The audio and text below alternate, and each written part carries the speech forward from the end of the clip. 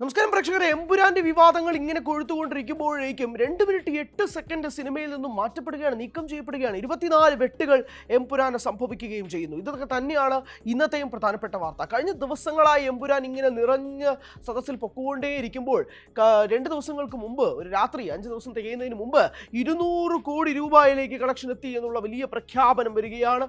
വലിയ രീതിയിൽ അത് ചർച്ചാ വിഷയമാകുന്നു. കേരളത്തിൽ ഏറ്റവും വേഗത്തിൽ 50 കോടി ക്ലബിൽ നേടുന്ന മലയാള സിനിമയായി എമ്പുരാൻ മാറുന്നു. അങ്ങനെ ഒരു ഭാഗത്ത് വിവാദങ്ങൾ ഇങ്ങനെ തകൃതിയായി പൊയ്ക്കൊണ്ടിരിക്കുമ്പോഴാണ് മറുഭാഗത്ത് പ്രേക്ഷകർ തിയേറ്ററുകളിലേക്ക് ഇരച്ചു കയറുന്നത്. ഈ വിവാദങ്ങൾ തിയേറ്ററുകളിലേക്ക് ആളെ കയറ്റുന്നതിൽ ഒരു ഇന്ധനം, ഒരു ഫ്യൂവലായി മാറിയോ എന്നുള്ള ഒരു സംശയങ്ങളും ഒരു ഭാഗത്ത് ഇങ്ങനെ നിലനിന്നുകൊണ്ടിരിക്കുകയാണ്. കാരണം ഇന്ന് ആന്റണി പെരുമ്പാവൂർ വന്നപ്പോൾ പറഞ്ഞത് പ്രധാനപ്പെട്ട കാര്യം, ആർക്കെങ്കിലും വേദന ഉണ്ടാക്കിയിട്ടുണ്ടെങ്കിൽ അത് മാറ്റേണ്ടതാണ്, അത് ശരിയാക്കേണ്ടതാണ്, അതുകൊണ്ട് തങ്ങൾ മാറ്റി, അല്ലാതെ ആരുടെയും നിർബന്ധപ്രകാരമല്ല എന്ന് ആന്റണി പെരുമ്പാവൂർ പറയുമ്പോൾ പോലും ഈ വിവാദങ്ങളൊന്നും തന്നെ അതിന് പ്രധാനപ്പെട്ട കാരണങ്ങളായിട്ടില്ലേ. കാരണം ചുമ്മാ നിർമ്മാതാക്കൾ കൊണ്ടുപോയിട്ട് അത് സെൻസർ ബോർഡിലേക്ക് വീണ്ടും കൊടുക്കുന്നതല്ലല്ലോ. വിവാദങ്ങൾ വഴിവെച്ചിട്ടുണ്ട്, അത് തന്നെയാണ് ഇതിന് പിന്നിലെ കാരണം എന്നതും വ്യക്തമാണ്. താങ്ക്സ് കാർഡിൽ നിന്നും സുരേഷ് ഗോപിയുടെ പേര് നീക്കം ചെയ്തു. എന്തുകൊണ്ടാണ് സുരേഷ് ഗോപിയുടെ പേര് നീക്കം ചെയ്തത്? സുരേഷ് ഗോപി ആവശ്യപ്പെട്ടിട്ടാണോ? ഇതാണ് ആദ്യത്തെ സംശയം. അല്ലെങ്കിൽ സുരേഷ് ഗോപി പരസ്യമായി എമ്പുരാൻ ടീമിനെതിരെ എടുത്ത നിലപാടാണോ എന്നുള്ളതാണ് സംശയം. കാരണം സുരേഷ് ഗോപി വ്യക്തമായി പറഞ്ഞത് ഇതെല്ലാം ഒരു ഡ്രാമയാണ്, ഈ ഡ്രാമ കളിച്ച് തിയേറ്ററിൽ ആളെ കയറ്റുക എന്നുള്ളത് തന്നെയാണ് ഈ ടീം നടത്തിക്കൊണ്ടിരിക്കുന്നത്, പൈസയ്ക്ക് വേണ്ടി ചെയ്യുന്ന കാര്യം മാത്രമാണെന്ന് സുരേഷ് ഗോപി തന്നെ പറയുകയും ചെയ്യുകയാണ്. അങ്ങനെ താങ്ക്സ് കാർഡിലിട്ട സുരേഷ് ഗോപി, സിനിമയുടെ അണിയറ പ്രവർത്തകർ, വർഷങ്ങളായി മോഹൻലാലുമൊത്തുള്ള സൗഹൃദമൊക്കെ മാറ്റിവെച്ചുകൊണ്ട് എമ്പുരാൻ ടീമിനെതിരെ തന്നെ സുരേഷ് ഗോപി സംസാരിക്കുമ്പോൾ അതാണോ ഇതിന് കാരണം? അതോ സുരേഷ് ഗോപി തന്നെ എമ്പുരാൻ ടീമിനെ അറിയിക്കുകയാണ് എൻ്റെ പേര് മാറ്റണം എന്നുള്ളതാണോ കാര്യം? എന്തായാലും നിർമ്മാതാവ് ആന്റണി പെരുമ്പാവൂർ ഒരു പരസ്യ പ്രസ്താവന നടത്തുമ്പോൾ പോലും മുരളി ഗോപി ഒരു അക്ഷരം മിണ്ടുന്നില്ല. ഇതിന്റെ തിരക്കഥയ്ക്ക് പിന്നിലുള്ള പ്രധാനപ്പെട്ട താരം മുരളി ഗോപി അപ്പോളജി, മോഹൻലാൽ മുന്നോട്ട് വെച്ച ഖേദപ്രകടനം റീഷെയർ ചെയ്യുന്നില്ല. ഈ സിനിമയുമായി ബന്ധപ്പെട്ടൊരു അക്ഷരം മുരളി ഗോപിയുടെ വായിൽ നിന്നും വന്നിട്ടില്ല, FB പോസ്റ്റിലൂടെയും വന്നിട്ടില്ല. അതും ഒരു കാര്യമാണ്. അതിന് ആന്റണി പെരുമ്പാവൂർ പറയുന്ന മറുപടി, മുരളി ഗോപി പരസ്യമായി പറഞ്ഞില്ലെന്നേ ഉള്ളൂ, പക്ഷെ മുരളി ഗോപി ഞങ്ങൾക്കൊപ്പമാണ്. എന്തർത്ഥത്തിലാണെന്ന് പറയുന്നത്? മുരളി ഗോപി പരസ്യമായി ജനങ്ങളുടെ മുന്നിൽ വന്നിട്ട് താങ്കളും ഈ അണിയറ പ്രവർത്തകരുടെ ഒപ്പം തന്നെയുള്ള നിലപാടെടുത്തില്ലെങ്കിൽ ജനങ്ങൾ എങ്ങനെ വിശ്വസിക്കും? പൃഥ്വിരാജ് മോഹൻലാലിന്റെ പോസ്റ്റ് റീഷെയർ ചെയ്തപ്പോഴേക്കും ആളുകൾക്ക് വ്യക്തമാണ് പൃഥ്വിരാജും മോഹൻലാലും ഒരേപോലെ തന്നെ നിൽക്കുന്നു എന്നുള്ളത്. പക്ഷെ പൃഥ്വിരാജ് ഒരക്ഷരം പോലും റീഷെയർ ചെയ്തപ്പോൾ പോലും അത് പോസ്റ്റ് ചെയ്തിട്ടില്ല എന്നുള്ളത് വ്യക്തമാണ്. നിർമ്മാതാവ് ജി സുരേഷ് കുമാറിനെതിരെ ആന്റണി പെരുമ്പാവൂർ പോസ്റ്റ് ചെയ്തപ്പോൾ എല്ലാം ഓക്കെ അല്ലേ അണ്ണ എന്ന് ചോദിച്ചുകൊണ്ടായിരുന്നു പൃഥ്വിരാജ് റീഷെയർ ചെയ്തത്. പക്ഷേ ഇവിടെ ഒരക്ഷരം പൃഥ്വിരാജ് പറയുന്നതുമില്ല. അതോടൊപ്പം മുരളി ഗോപിയും അതേപോലെ ഒരു നിലപാടെടുത്താൽ മാത്രമല്ലേ മുരളി ഗോപിയും അണിയറ പ്രവർത്തകരായ ഈ 3 പേർ, പൃഥ്വിരാജ്, മോഹൻലാൽ, ആന്റണി പെരുമ്പാവൂരുടെ നിലപാടിനൊപ്പം നിൽക്കുകയാണ് എന്നുള്ളത് നമുക്ക് മനസ്സിലാക്കാൻ സാധിക്കുകയുള്ളൂ. താൻ എഴുതി വെച്ച സീനുകൾ ഒന്നും തന്നെ മാറ്റേണ്ട കാര്യമില്ല എന്നുള്ള നിലപാടിൽ തന്നെയാണ് മുരളി ഗോപി നിൽക്കുന്നത് എന്ന് തന്നെ മലയാളി പ്രേക്ഷകരും അതുവരെ മനസ്സിലാക്കേണ്ടി വരും എന്നുള്ളത് വ്യക്തമല്ലേ?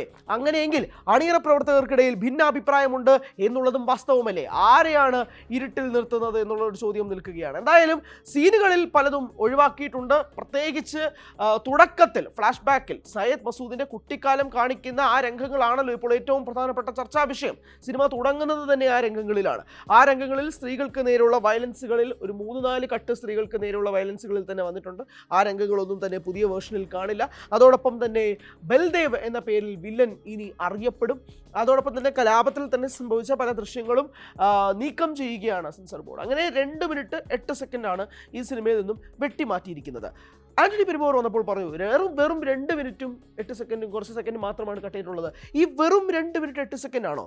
ഒരു സിനിമയുടെ നിർമ്മാതാക്കൾ, അണിയറ പ്രവർത്തകർ സെൻസർ ബോർഡ് വഴി ഒരു സിനിമ കഴിഞ്ഞിട്ട് അത് പിന്നീട് പ്രേക്ഷകരിലേക്ക് എത്തിയതിനു ശേഷം അതിൽ നിന്നും 1 മില്ലി സെക്കൻഡെങ്കിലും അതിൽ നിന്നും നീക്കം ചെയ്യണമെന്ന് വരികയാണെങ്കിൽ അതൊന്നുകിൽ പ്രേക്ഷകരുടെ അഭ്യർത്ഥന പ്രകാരമായിരിക്കണം, അല്ലെങ്കിൽ അത് ആ ടീമിനെതിരിൽ തന്നെ ഉണ്ടാകുന്ന ഒരു ചർച്ചാ വിഷയമായിരിക്കണം. അതുമല്ലെങ്കിൽ 3 ഏതെങ്കിലും പ്രഷറൈസ്ഡ് സിറ്റുവേഷനിൽ നിന്നായിരിക്കണം. ഇത് 3മല്ലാണ്ട് ഒരു സിനിമയും വീണ്ടും സെൻസർ ബോർഡിലേക്ക് കൊണ്ടുപോകുന്ന ആവശ്യം വന്നിട്ടില്ല. ഇതിലൊരു കാര്യം ആന്റണി പെരുമ്പാവൂർ വീണ്ടും ആവർത്തിക്കുന്നത്, ആരും പറഞ്ഞിട്ടല്ല, ആരും നിർബന്ധിച്ചിട്ടില്ല. പക്ഷേ പ്രശ്നങ്ങൾ ഉണ്ടായിട്ടുണ്ട്.